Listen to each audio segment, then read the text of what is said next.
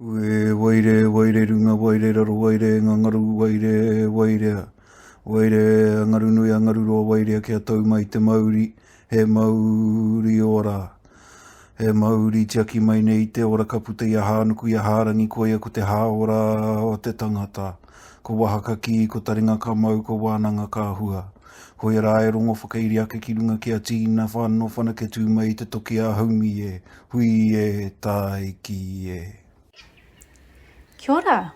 Welcome to the Whakapuawai Podcast Series developed by the Centre for Indigenous Psychologies. During this series, we aim to deepen understandings about what Indigenous psychologies are and why they matter.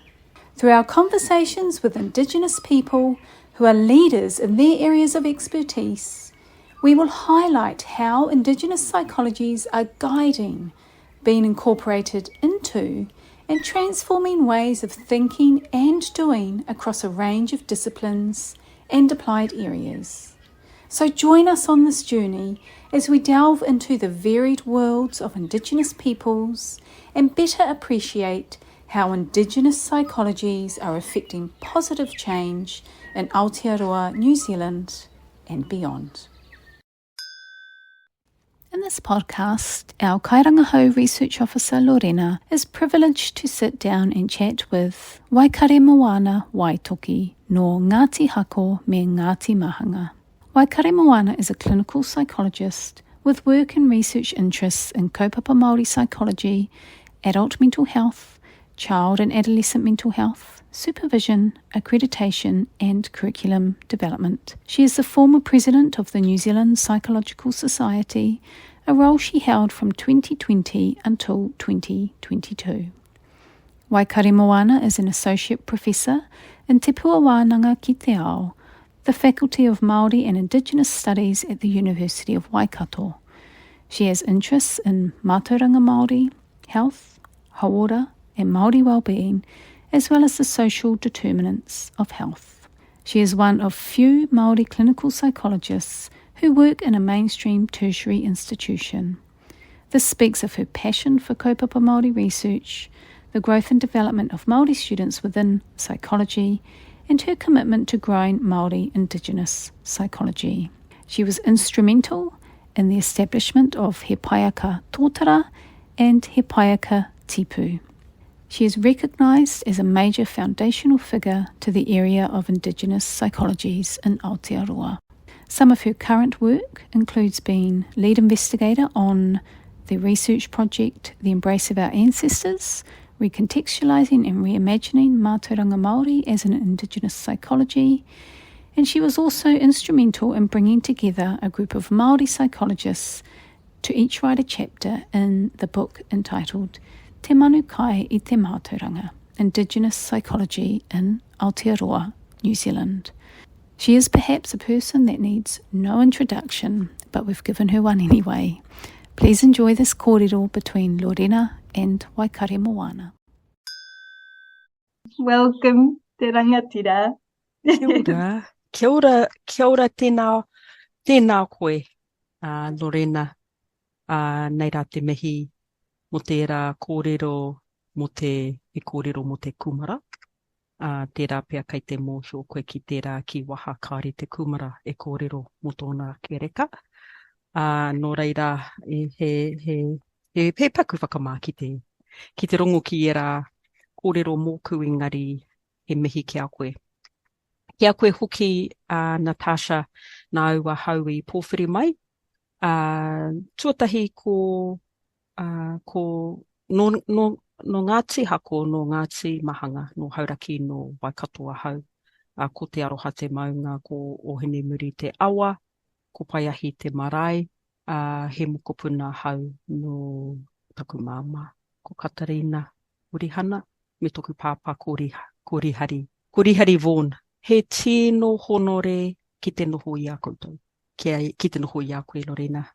We recognise, as we were saying, the incredible work that you have done has been a major foundational figure to the area of Indigenous psychology in Aotearoa.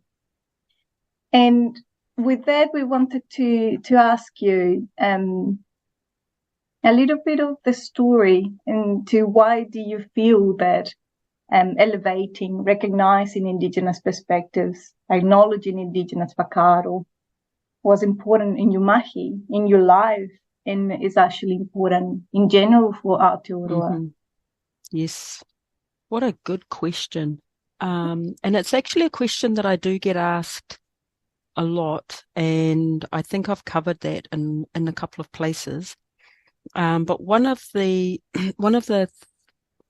thoughts that come to mind when I was thinking about this, listening to your question, is, why not? Why not have all of those things? And so there's two things to that. One is, why do we need to? And then why not? And in the background to why I've done this work, I've often talked about the representation. So I came into education the same pathways most people do. I came in through my first year studies and found that, the space was very Pākehā, very white. But even then, this was normal. It's very normal. So I didn't think anything too differently about that. Like, I knew this was this was a Pākehā space. Mm. And it wasn't until, but actually I was really dazzled by what I was learning. I thought, wow, this is great. I now know what, the rods and the cones are in my eyes. I know that all these neurological things can happen. So I was really vibing with this new knowledge, and I thought it was great. At the same time, though, you were also being told that this was the preeminent knowledge. This was the knowledge that was going to save the world and change the world. And it wasn't until I started to work with, and at the time it was Linda Waimaria Nikora, who really is the giant for Indigenous psychology in Aotearoa. Absolutely the figure on which I believe Indigenous psychology and Kaupapa Māori psychology stands. And so being exposed to her query and her demonstrating that there's another way of doing psychology. Linda was also a great fan of psychology. So she was able to navigate both worlds. For me, I have always been an activist in that sense. I have always kind of said, well, hey, what is happening here? But I came to this psychology space and thought, why are you, and the question to me, to my colleagues was why are they saying that this feature of being Māori is a problem? And that feature that I'm referring to was when, and by this stage I'd moved quite a long way into psychology. So I was in my 4th year, and at that time studying in clinical psychology. And in one of our case conferences, a student, and that person was an intern, talked about what was happening with one of their clients, and their client was in a mixed relationship. So she was Pākehā and her husband was Māori, and she was having real difficulties with him giving their stuff away all the time. Lawnmower, money, gas, taking gas out of the car to give to his family. And you're laughing like, what's wrong with that? And that's right? And so, and she, because the wife couldn't say anything about it, and she had two things happening here. She, in her formulation, said that the wife had a dependent personality disorder, and that her situation would change if she was able to stand up to her husband and say, you need to stand up to your family. And so, we know there are limits to what you can do for your family, and I sat there thinking, wait a minute, that's normal. That is absolutely normal. You're pathologizing her instead of talking to her and saying, well, how, what can we do? How can we have conversations about setting some barriers, or understanding that actually there's a saying, if you marry a Māori, you marry their whānau. And the obligations. And so that was one of my, that wasn't the first and the only. There was just, that was a real obvious one to talk about what is problematic about a knowledge system, a clinical psychology knowledge system that makes it okay to pathologize normal human social behavior and relational living, right? But all the way through, you just don't see yourself in psychology. You really, if you've had a Māori lecturer, there you could see yourself, and that was it. And I knew that there were, at that time with Linda, and by then I had Avril Herbert, who is a giant, who's just this amazing mana wahine in psychology, clinical psychology. And she was also clinical psychologist and an organizational psychologist, and the first Māori PhD in psychology and clinical psychology. If you don't have these people, you don't see yourself as Māori in psychology. You don't see yourself in psychology, and that is the core reason for me that I pursued this, and I came to it in a roundabout way as well, because I finished my clinical training with next to no expectation that I would be fully competent to work with Māori. Or rainbow, LGBTQI, any of those things. These were one-off lectures. We had a course, and it was a fantastic course, and I treasured that. But I was fine. That was good for me. But I also knew that it was a really big struggle for Pākehā. And so there you start to see that the system is stacked.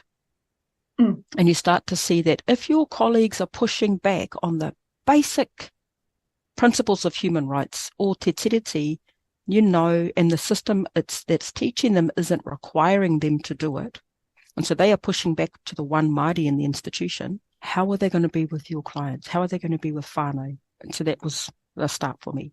It feels like it's not only that there wasn't a Māori voice or Māori representation, but it was an active resistance. Mm-hmm. There was definitely active resistance. And there's differences in the way some people are treated. And that's a feature of training. And it's not a good feature. It's not a healthy feature. It's not equal.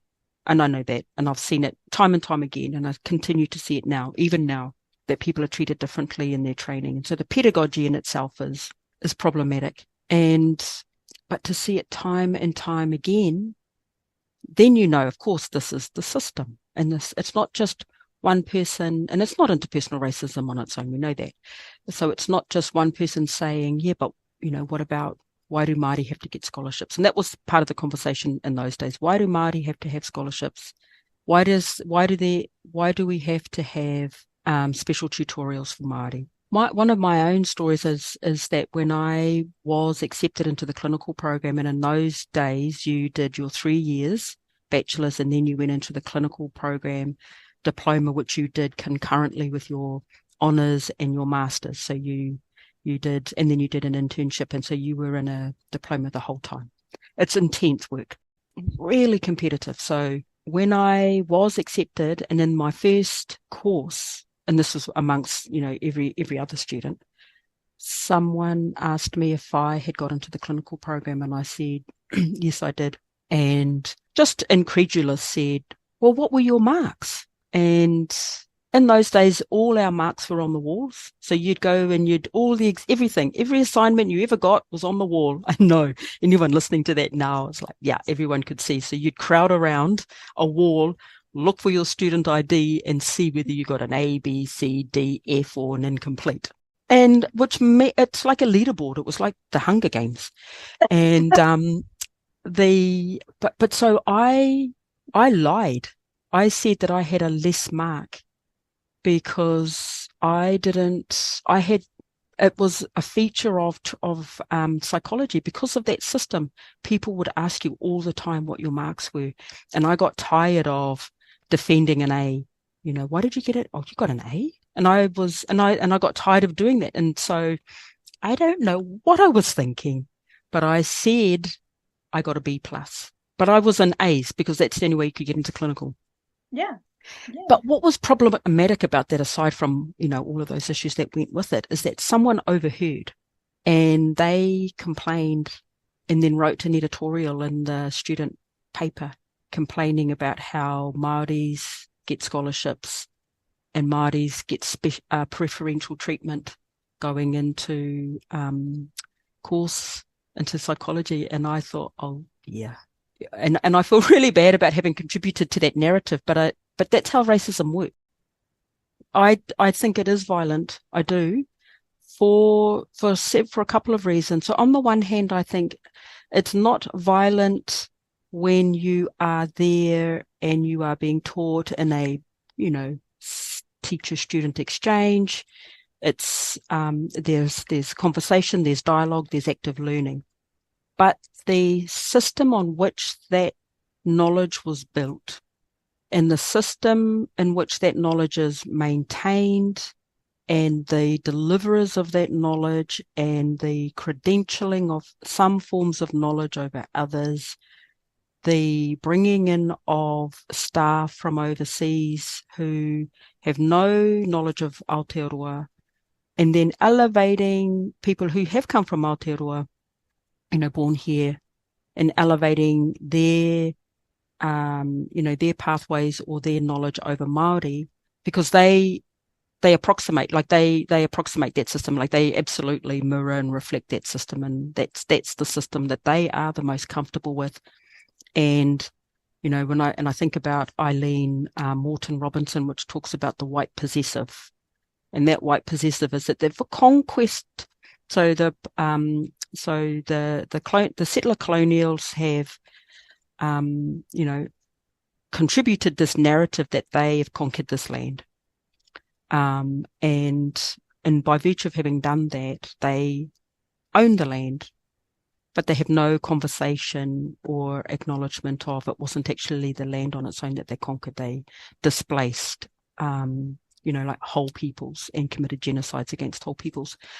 And so on the one hand, if you're in a classroom and someone's talking and you're learning and it's an exchange, and like I said, I really vibed on listening to how the cones in my eyes were, changed. And I learned a lot, but the violence is in the knowledge was gained on the backs of our people, and it was gained on widespread colonial oppression of Indigenous peoples, and widespread oppression of different faiths, women. And so, yes, it's violent. So in a way as well, the tool can be used to perpetuate that violence. And that's what a lot of some of my colleagues talk to that. And I agree that is the case, that tool can be used to commit further acts of violence against Māori and Pasifika and LGBTQI plus communities, takatapui. If it's done uncritically, if there's no recognition of, is this a valid form of knowledge in the first place? So let's say the knowledge is great. This is a good piece of work. We have faith that it works. I don't mean this is empirically validated under a system of science that's completely patriarchal. Yep. This is, our people have looked at this and we go, we like this works, let's do this. That's a good tool. But if you come in and you say, that doesn't work. If you come in and you say, like in the example that I used, where we are pathologized for our very being. Like our existence is pathologized, our ontology is pathologized. And we don't get to talk in this institution about the knowledge that we hold. And so the violence then is who's been excluded from this conversation that has created this knowledge that I am now paying to learn, that I have been told will then enable me to work with my people who have a problem, but it's actually been your system that's created that problem for my people. But you're not going to tell me that actually my people are struggling because of displacement, because we're refugees in our own country, because we've had our language taken from us, and because we live in a militarized Pacific, and because we are, we live in a settler colonial society. And so it's violent if my people have been excluded from that conversation that says, I have knowledge, I can contribute to the space in psychology. Tasha's centre, like that is, there are a couple. There's the MPRU, the Māori and Psychology Research Unit, and that centre. And that's it, in New Zealand for Indigenous Psychology. And a couple of years ago, on Twitter, the scholarly database, that's my joke, absolutely isn't, I was asked, I had congratulated a colleague for reaching associate professorship in psychology. And I was asked on Twitter, how many Māori are there at professorial level? And I said, well, I can tell you right now that it's Bridget, Masters Awatere, Linda Nikora, Waimaria Nikora, and Natasha, Tessel Mātamua, 3 in the country. People of colour, Māori and Pacific, at the associate professor level. There are now 2 others, and at that time was also Siautu Alewhaia was the first Pacifica. And if you think of the number of white associate professors in psychology in the country, it's astounding. In one department, there are more Pākehā and tauiwi, professorial level academics. And so I'm constantly appalled at that. And I know how incredibly hard they work. And I know the literature that talks about how professorial rankings work, who's most likely to be promoted. And that gets played out all the time. And so I kind of am telling this really long story about violence. And I feel I'm wanting to justify why I think it's violent. And I think it is violent because it has been so incredibly oppressive to Indigenous knowledge, because it poses a threat to white knowledge. When I was referring to the massive movements that you have been so instrumental to create, Paiaka Tōtara and Paiaka Tipu, that is, opening those spaces for students, for psychologists across the country. It's for that reason. That is it. Our first wānanga for He Paiaka Tōtara was He Paiaka Tipu. So the Tōtara are these are the finished psychologists and academics and researchers, and then in psychology, and then the Tipu are all the ones coming through a pathway program currently. And the first one was in it's in the Manawatu. It was at Luke Rose Marae, and Luke has been instrumental as well. Quietly is always in the background, right?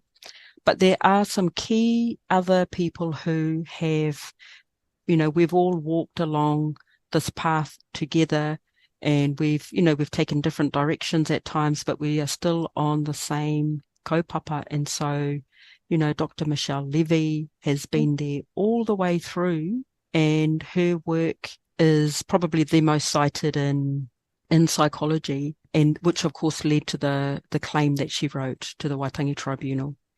And, so talking about violence, if you get to the point where you are writing a specific claim to the Waitangi Tribunal and detailing, and the detail's there because the evidence has been there for some time, of the Crown's breaches through the Psychologist Board, through the Tertiary Education Commission, through the universities, through the employers, all the way down. And it was because Māori were told that they don't exist, and it's not framed that way, but what you get asked is, tell me, what is an Indigenous psychology? What do you mean?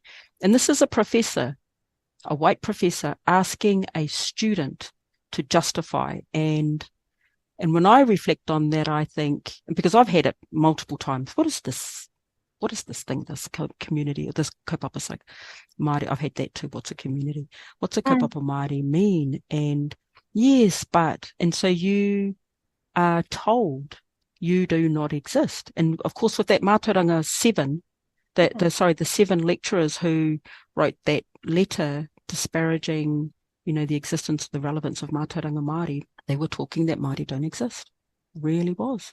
What I've seen in here when you were talking about Matauranga, and we will go into a wonderful contribution that in the form of a book, but what you were saying is first is this denial of the existence of Māori and Māori knowledge and Matauranga, the ridiculing of that, and then pathologizing the existence and the ontologies of the people.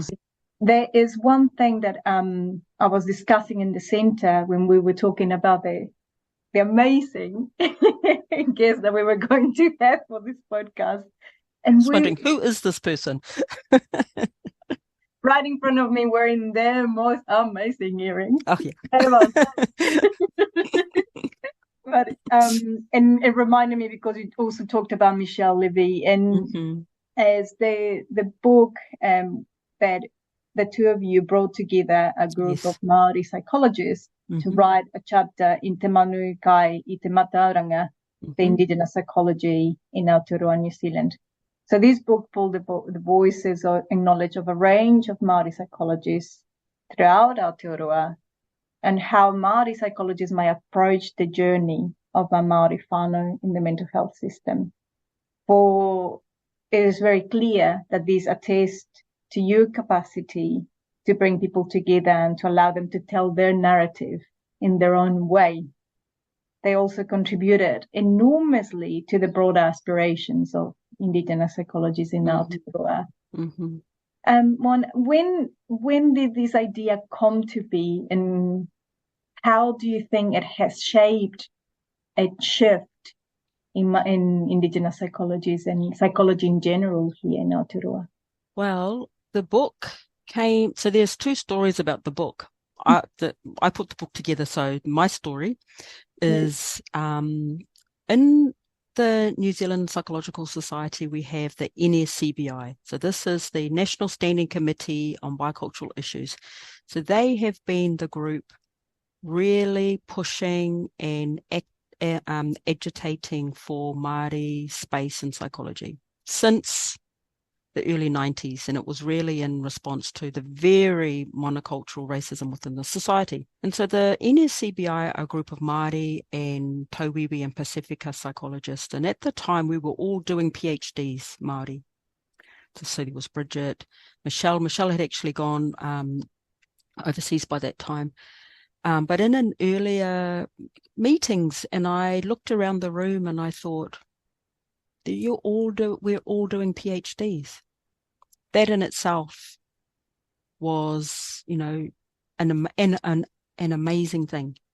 And I said, we should write a book that's actually sitting in the room. Yeah. So we've got the minutes. We should write a book, because Erana was doing a PhD. Erana Cooper was doing a PhD. Bridget was doing the PhD.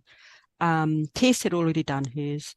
Simon, so all of the people predominantly in the book were doing their PhDs at the time, or had been in psychology for long enough, and they were the seniors. These were the ones who were in the first cohorts, first 10, first 12. I was in the first 12. I then came up with this idea of framing the book around a case rather than saying, hey, tell me about your PhD, tell me about your this, tell me about your that. I mean, that's okay, but not quite as interesting, I thought. So we developed this case. What's really interesting about having done that work, and then after a time, and Michelle had contributed a chapter by that stage, but after a time I'd asked her to come on and be the co-editor, because it was quite a bit of work. And part of the struggles was that our psychologists were still writing from the way that we'd been taught to write in psychology. And I was really clear, and I said, you can write however you like. Just say whatever you need to say, as long as we can source it. Don't just make it up. It's got to be grounded normativity. So this has come from a long place. Grounded normativity is Glenn Coulthard and Audra Simpson, which that's our empirical knowledge. This is knowledge that's come from our tupuna. It is embedded in our history. It's embedded in our land. It's embedded in our language and our practices. And it's grounded and it's normal. So grounded normativity.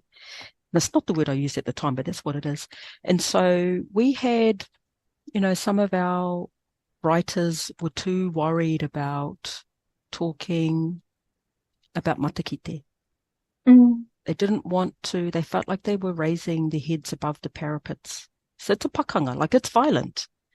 A parapet, or pakanga or pātu wata, they were worried that if they put their heads up and said, I believe this, what might happen? Might that diminish their knowledge? And I said, what might it do, though, if you say that you can see things and that actually you know why you see them and you know what they're for, and it's not pathologized? So that's why we have such a, rich collection of writings. And I didn't even care if it wasn't an APA. It was like, please, I don't care. It doesn't have to be an APA referencing, for God's sake. The first thing I learnt was APA referencing, and I thought, what is this? The first wedge of the human mind, APA formatting. I feel it in the top of my tummy, my puku. That emotion that everybody would have felt when told you can write as you want and as you like.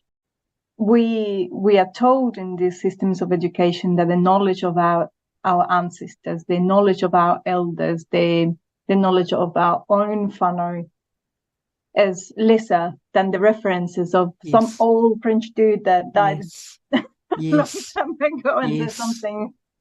Piaget was flawed in my view. Piaget, like, what?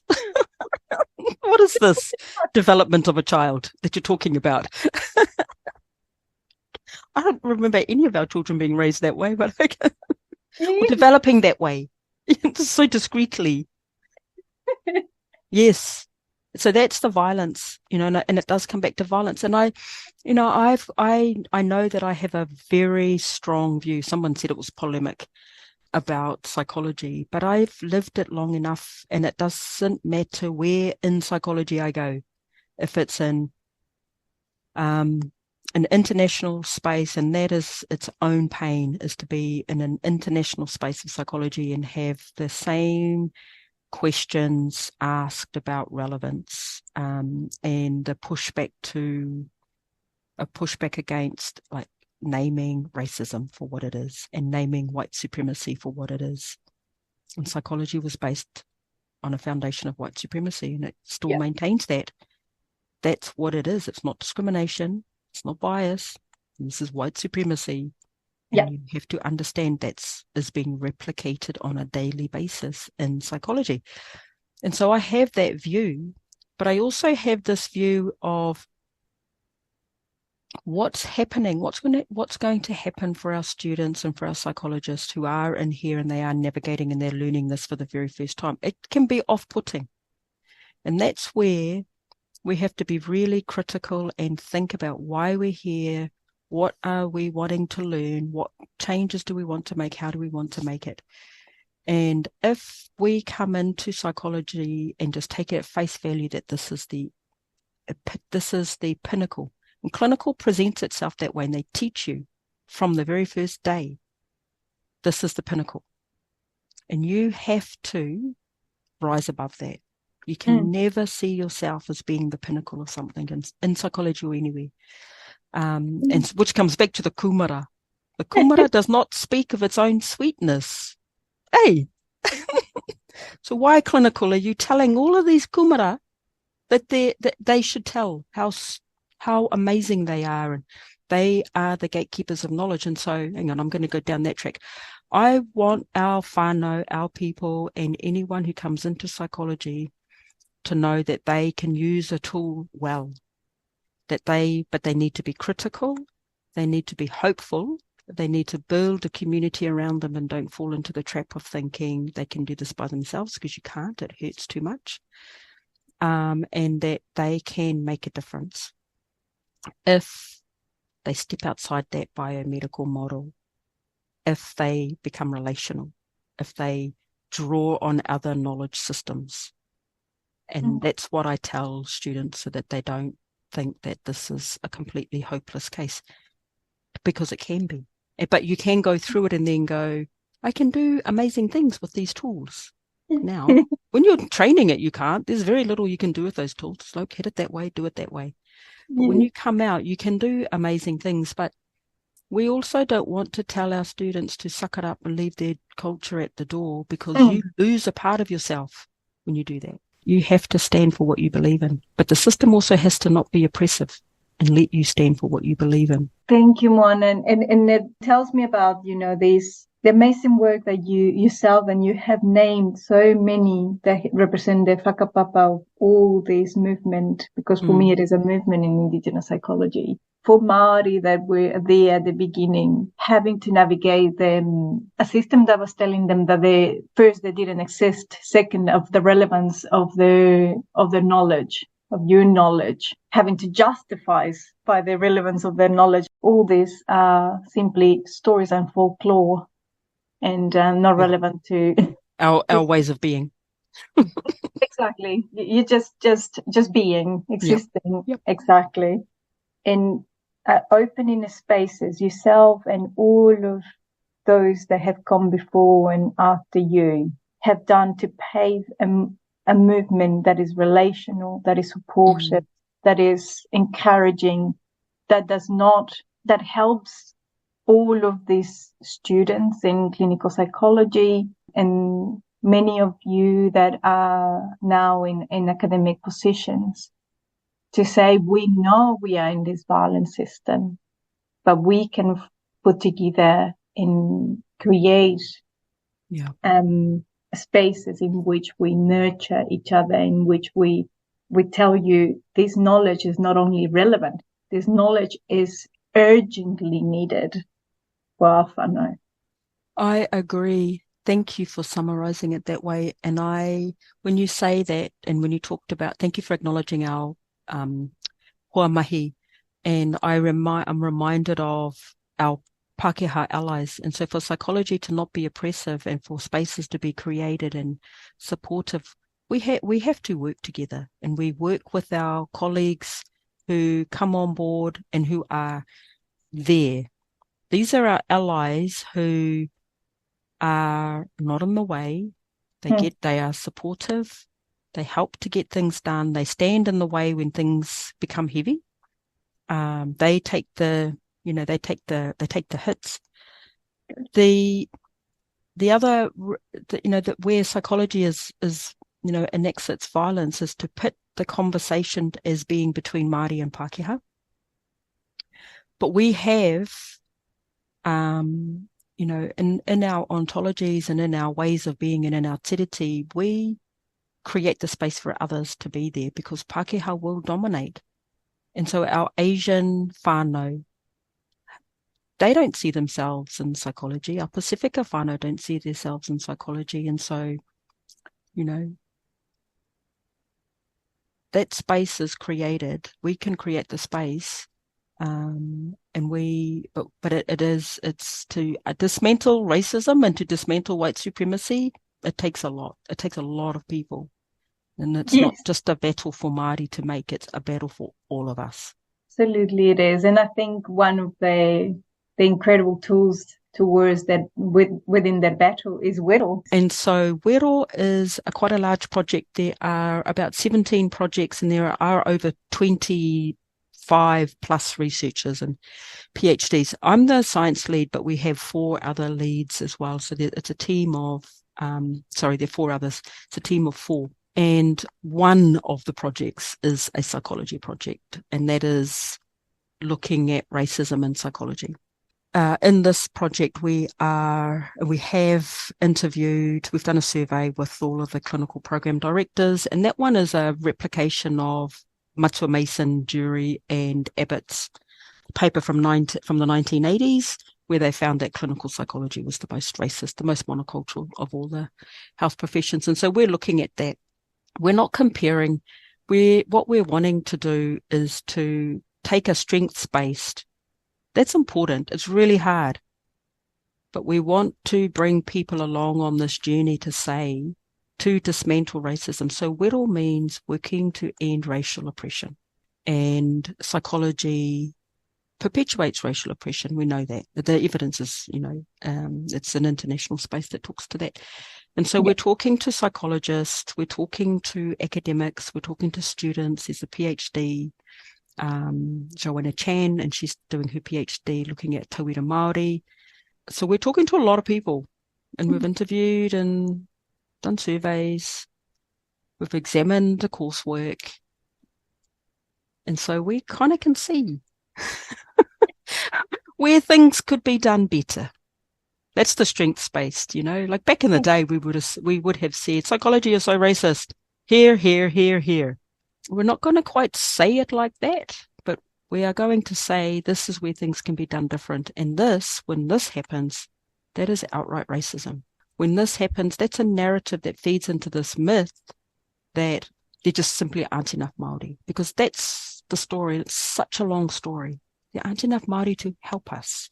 And the reason we haven't got cultural competencies or more tiriti or more Māori is because we don't have enough Māori. Yes, they do need help, but they also create the very system that that we are saying you need more Māori, so that we aren't actually saying so much now. We are not really saying you need more Māori. We're saying we need a completely new system. Kind of done with the you need more Māori. Yes, you do need more Māori. Yes, you do. But what is it about that system that allows for the presence of one staff member or two staff members or three staff members when there are 20 or 30 non-Māori, and they're expected to carry the burden? And so, yes, you need more Māori in an existing system, but actually we need our own system, a completely own, run by Māori for Māori system. I completely agree, and there's something that I've seen so much in this space, that it is attempts to incorporate Indigenous views or Māori ontologies or Māori ways of practice in the margins of a colonial whole. Yes. In those margins are very, very, very, very small and very constraining, they take the ear and the life out of you. It's oppressive. Exactly. Yeah. Oh, and we laugh. But how do you expect people to live in that? But it's a rhetorical question. We know you are expected to live in that because, and there's a whole narrative, I think, around why it's okay. And that comes back to that privileging of a particular way of being over another, and they have all the answers and we don't. And I think that makes me think about the fact that you have sat in a range of psychology committees and boards, and started in academic positions, in a time where a lot of Māori people declined to be in those spaces because of the violence. Yes.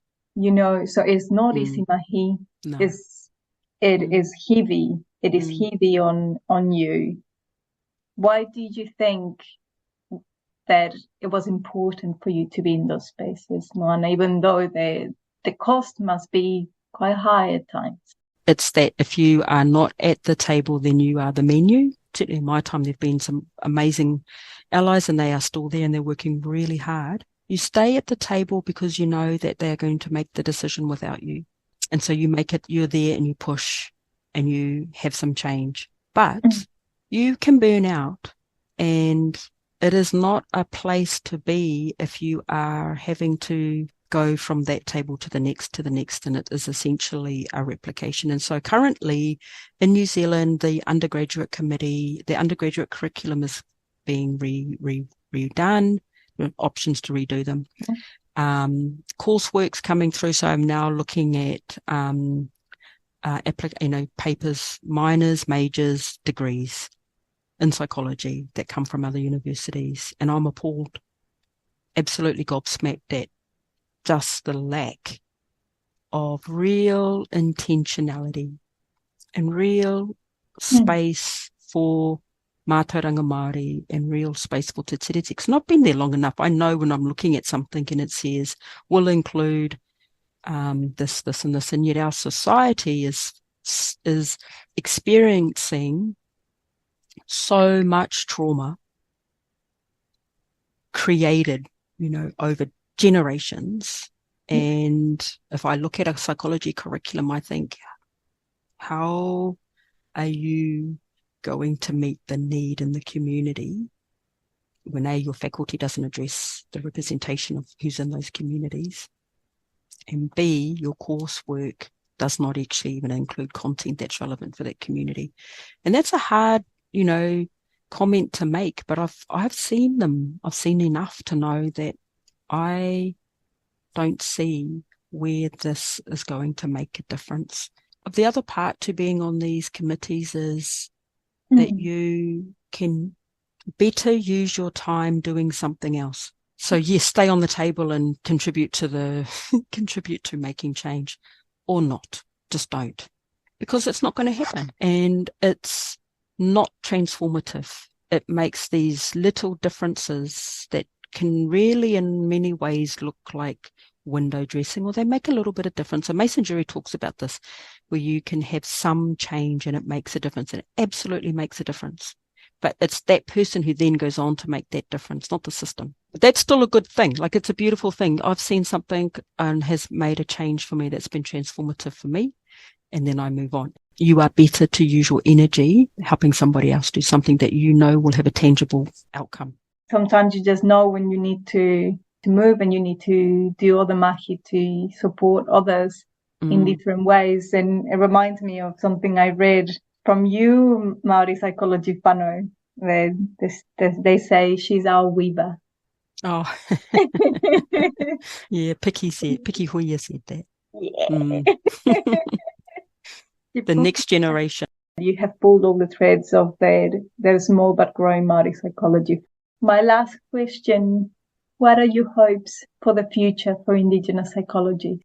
The obvious one is our own space. That one's an easy one. But in that space, that we have these international connections to Indigenous whānau all over the world, and we have them, and that we offer a space for others who are not white. And I don't mean everyone's white and therefore bad. I mean whiteness, and that we, offer a space to start to create their own space. We don't need one psychology. We need multiple psychologies, not multiple disciplines in psychology, multiple Indigenous psychologies, multiple cultural psychologies of all around. That's my vision. Deconstruct the one psychology that we have. I mean, hope that just how your contribution has been as expansive and as deep as that ocean that you carry. So, ngā mihi nui. Ngā mihi. You're absolutely welcome. Ngā mihi. Unuhia te tapu nui kia wātea. Wātei runga, wātei raro, wātei waho, wātei roto, ka wātea, ka wātea. Ka wātea kia i o te noho kia māmā, te noho kia ora, te noho. Ko e rā e rongo whakairi ake ki runga kia tīna, aumi e, hui e, tai ki e.